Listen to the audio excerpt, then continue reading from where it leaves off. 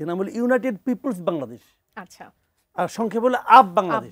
আমি তখন আপনি বলছিলাম, যার সভাপতি হচ্ছে আপনার আলী হাসান জুনায়েদ এবং মহাসচিব হচ্ছে রাফে সালমান রিফাত। এরা ছাত্র শিবির করতে এক সময়, এবং এই পুরো আন্দোলনে, এই স্বৈরাচার বিরোধী আন্দোলনে এদের দুজনের অসাধারণ ভূমিকা ছিল, খুবই দুর্দান্ত ভূমিকা ছিল এদের। এদের সঙ্গে শেষ পর্যন্ত এনসিপির মেলে নিয়ে কথা ছিল তারাও ওখানে থাকবে, এবং এমনও কথা হয়েছিল যে জুনায়েদকেই মহাসচিব বানানো হবে, মানে সাধারণ সম্পাদক যে পোস্ট আর কি, এটা যেটার মধ্যে এখন আক্তার সাহেব আছেন, জুনায়েদ এটার দাবিদার ছিল। কিন্তু তো এরা তো এ কি শিবির করতো না কি করতে আমার জানা দরকার না, আমার জানা দরকারটা হলো কি এরা তো আন্দোলনই ছিল একদম। তো নাহিদ ইসলামের যোগ্যতাটা কি, সে আন্দোলনে ছিল, তো এরাও আন্দোলনে ছিল, এরাও আন্দোলনের সম্মুখ সারির মুখ, এরাও একটা দল করছে, নাম হলো আপ বাংলাদেশ নামে, এটা মে মাসে হয়েছে, আত্মপ্রকাশ করছে।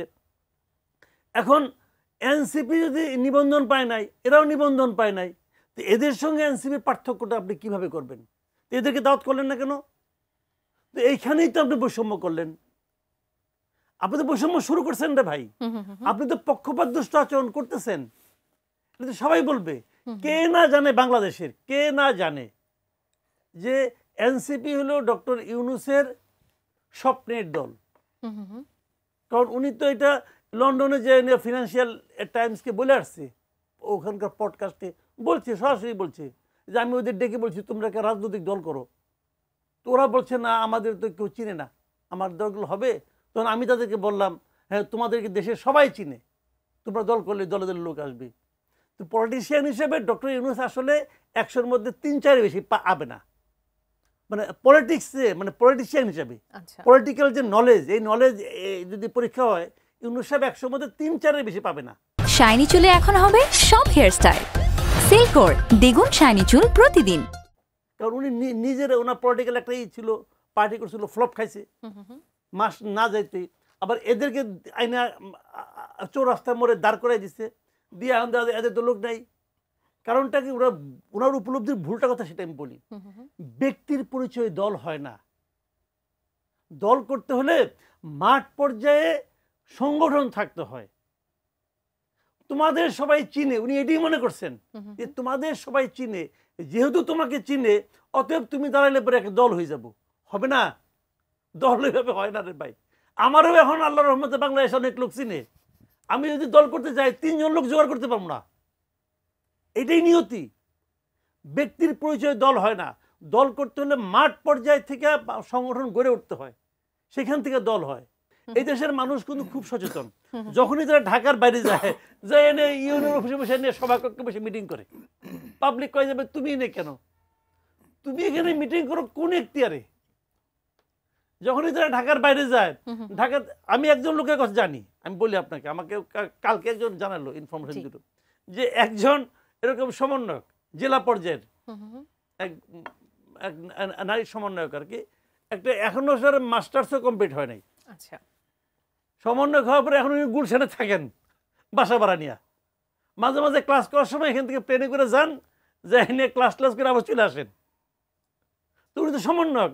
এখন এই জিনিসটা উনার আত্মীয় স্বজন, পাড়া প্রতিবেশী, উনার ক্লাসমেট সবাই দেখে না, দেখে তো।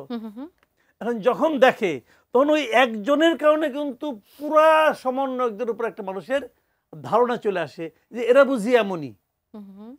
যেমন আব্দুল হান্নান মাসুদ, সে নিজে বলতেছে যে আমার এলাকার সবচেয়ে দরিদ্র হলাম আমরা, আর সবচেয়ে দরিদ্র এমন এক গাড়িতে চড়ছে যে গাড়ি নাকি ওই এলাকার লোক কেউ দেখে নাই। এখন বলে আমাকে একজন ব্যবসায়ী দিছে, হ্যাঁ দিছে, মানলাম দিছে, কেন দিছে?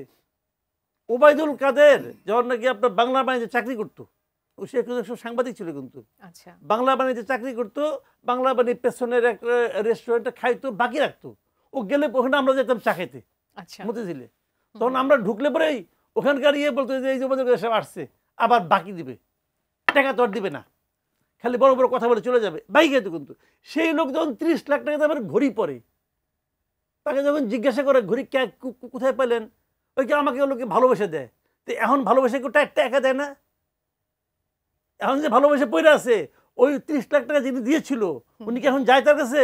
খবর নেয়? নেয় না, কেউ নেয় না। ব্যবসায়ীরা যখন কিছু একটা দেয় পৃথিবীর কোনো ব্যবসায়ী দেয় না, ইনভেস্ট করে। তো এখন ওনাদের কাছে কেন ইনভেস্ট করতেছে? হান্নান মাসুদ কেন ইনভেস্ট করে? ওই ভদ্রমহিলা যার কথা বললাম তাকে কেন ইনভেস্ট করে? কারণ ওনারা বিনিময়ে তাদেরকে কিছু পাইয়ে দিতে পারে। এখন এই লোকগুলি যখন তারা যখন এই লোকগুলি যখন প্রত্যন্ত অঞ্চলে যায় সংগঠন করতে, সংগঠন হবে হবে না। আর তাদের সঙ্গে আরো কয়েকজন ধান্দাবাজ জুটবে।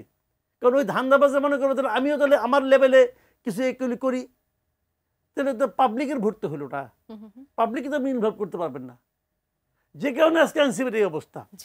এনসিপি একটা সম্ভাবনাময় দল হইতো, কিন্তু যদি তারা নিজেদেরকে একটু কন্ট্রোল করতে পারতো, পারে নাই তো কন্ট্রোল করতে। এবং না পারাটাই স্বাভাবিক, না পারাটাই স্বাভাবিক। কেন ধরেন একটা জায়গা, এই জায়গাটা হলো টোটালি হলো কি দুর্নীতির একটা উর্বর ক্ষেত্র। এখন এইখান থেকে তো সে উঠে আসছে, সে তো অন্য জায়গাতেই উঠে আসে না, এই জায়গা থেকে উঠে আসছে। সে এইটাই দেখে আসছে, সে জানে কিছু একটা খালি কোনো মতো করলেই হলো, তারপরে আর কোনো সমস্যা নাই। সবাই ওই কম্পিটিশনে নেমে গেছে।